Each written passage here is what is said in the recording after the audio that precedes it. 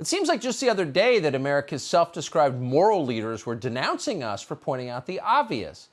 Democrats are intentionally accelerating demographic change in this country for political advantage. So rather than convince people to vote for them, that's called democracy, they're counting on brand new voters. That's what we said on the show. Immediately after we said that, they became completely hysterical. They tried to pull us off the air. They said we were espousing something called the Great Replacement Theory, a well-known racist fantasy. Right. In other words, shut up. And then this week, the new census numbers came out. Here's what those numbers show. The number, not the proportion, but the absolute number of Americans who describe themselves as white has dropped for the first time in our history since the census began back in 1890. The total decline is around 5 million people. Now, that is huge. Experts who study demographics for a living were shocked by it. They'd never seen anything like this. Why did this happen? Where did all these people go and why? They're Americans, remember. Well, as leading Democrats put it again and again, who cares? Fewer white people in America is a great thing, and we should celebrate. Right now, Stephen Miller and Donald Trump are at Mar-a-Lago, and they're throwing up because this is not the America they want to see. I was at the White House the other day, and guess who's got Stephen Miller's old office? Her name is Susan Rice, and she's one of us. And guess who is in Ivanka Trump's old office? Julie Rodriguez. Who? She is Cesar Chavez's I love Julie. Granddaughter. Did you hear that? Her name is Susan Rice. She's one of us. Meaning she's a Democrat? No.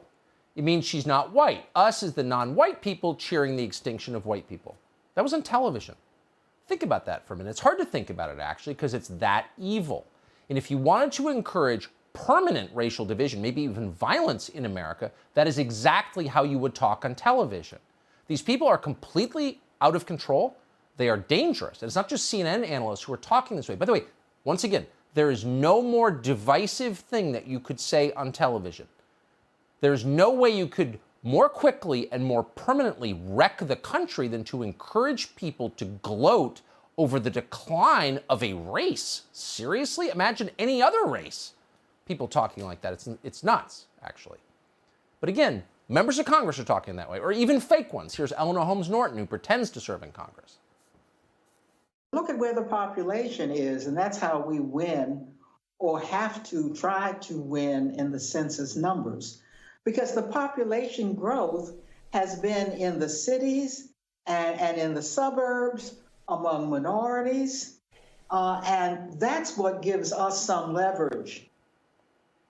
Got that? Democrats win when we have fewer white people in the country, and that's why they're celebrating the new census numbers. She just said that out loud. You should never say anything like that out loud, but they are. At the Washington Post, columnist Jennifer Rubin joined the cheering. Fewer white people, she wrote, you can look it up, is, quote, fabulous news. Now we need to prevent minority white rule. Minority white rule? Do you recognize that phrase? Oh, South Africa. That's what she wants, South Africa. She said it. We didn't. We would never say something like that. But wait a second, you ask. What about the numbers? What happened to all those white people who are now missing from the census? Well, it turns out many of them perished in the opioid epidemic. Hundreds of thousands of young Americans, mostly from rural communities, dead from drug overdoses. A columnist from the Washington Post is cheering that. Their deaths are fabulous, she says. It's hard even to know how to respond to that. So we're going to pull back and let Pedro Gonzalez assess it. He's the associate editor at Chronicles Magazine, and we're happy to have him join us now. Pedro, thanks so much for coming on. Boy, if you wanted to wreck the United States and cause actual conflict, you would talk like Jen Rubin. Why are they talking this way? Because this is about power and control. And the funny thing about the Rubin narrative is basically white people are being marginalized, but you're not allowed to notice. You're not even allowed to talk about it. And if you disagree with them being marginalized, you're racist. It's racist, of course, because supposedly white people are the villains of human history. That is an absurd calumny. The truth is that the specter of white supremacy is used to fuel the growth of a corrupt political order, and whites are in fact the victims in this system. If you look at things like wages and life expectancy, those have fallen for the white working class while they've risen for all other groups. If you look at our culture of affirmative action, we disadvantage white people in this country in jobs and schooling, and we do it by lowering expectations and standards for everyone else. deaths related to suicide, and as you noted, drug overdoses and alcohol-related illnesses, these things have soared for middle-aged white men and women in the last 20 years. And people like Jennifer Rubin can do little than say, you deserve it, I'm going to spit on your grave, and you're not allowed to notice or do anything about it. All of this is the result of deliberate policy choices, not from the Democratic Party. It's also a Republican Party problem. The uniparty is a real thing. The ruling class in this country has deconstructed the nation it was entrusted to govern. It invited millions of people into this country and told them that any disparity in outcome, you just point to a white person and say, it's your fault. It's psychotic, but historically, this is what imperial and colonial governments do. They encourage division between groups. In other words, making people hate each other is the point. The neoliberal politics of racial grievances, of demographic deconstruction, are about poisoning the moral character of Americans and making them so hateful toward each other that they don't notice people like Rubin and they don't notice people like the Uniparty are actively trying to destroy their lives. I think we need to stop talking about race entirely in this country and just talk about Americans. I mean, hundreds of thousands of Americans, leaving aside their color, have died of opioid ODs, and the only one anyone in Washington notices is George Floyd. So how do you think Americans feel about that? If your nephew or your son just died at 22 of an opioid OD and Jennifer Rubin says that's great news, like, you're going to get something horrible if you keep acting that way, aren't you? Right. Yeah. No, it's fundamentally dehumanizing.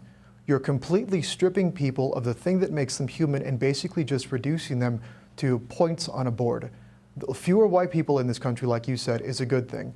And again, if you're a white person and you hear this, what is your reaction going to be? And you're basically stoking, I mean, there's no way to put this nicely, right? You're ginning up racial hatred between different groups in this country that might otherwise get along, and you're doing it for either cynical or ideological reasons. I'm not sure which is worse, whether you really believe in this stuff or it's just a means to an end. In either case, it is anti-civilizational. If you want to destroy a society, this is how you do it. Exactly. And they're going to make people super radical, and it's going to be Jen Rubin's fault. There's no doubt about that. Pedro Gonzalez, I appreciate it. Thank you so much. Thanks for having me.